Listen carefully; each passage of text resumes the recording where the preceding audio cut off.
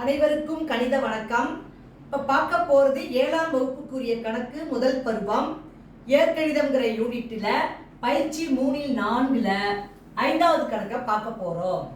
ஓர் எண்ணின் 6 மடங்கை 40 இருந்து கழித்தால் -8 கிடைக்கும் எனில் அந்த எண்ணை காண்க அப்படின்னு சொல்லி கணக்கு கொடுக்கப்பட்டிருக்கு.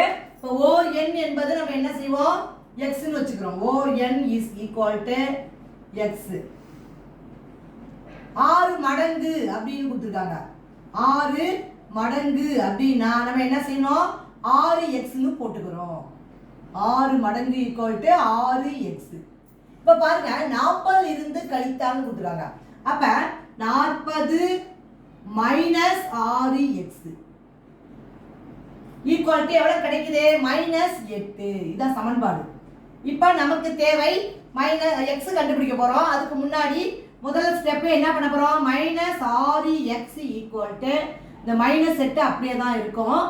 இடது பக்கத்தில் இருக்கிற 40 வலது பக்கம் கொண்டு போகும் பொழுது -40 எழுத வேண்டும்.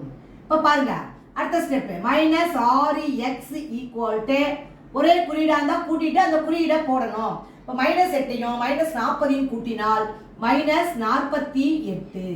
அடுத்த ஸ்டெப் நமக்கு தேவை x உடைய மதிப்பு. x is equal to -48. இங்க -6 இடதுபுறம் பெருக்கிட்டு இருக்கு, அது வலதுபுறம் வகுத்தலுக்கு வந்துடும். இப்ப பாருங்க, மைனஸ் வகுத்தால் பிளஸ் கிடைச்சிரும். அப்ப மைனஸ் வகுத்தால் பிளஸ் பிளஸ் 6 ஓரார் 6 8 6 48. அப்ப பிளஸ் 6. அப்ப x ஈக்குவல் டு 8ங்கிற ஆன்சர் கிடைச்சிருக்கு. 8 6 48 போட்டிருக்கோம். மைனஸையும் வகுத்தால் பிளஸ் கிடைக்கும்.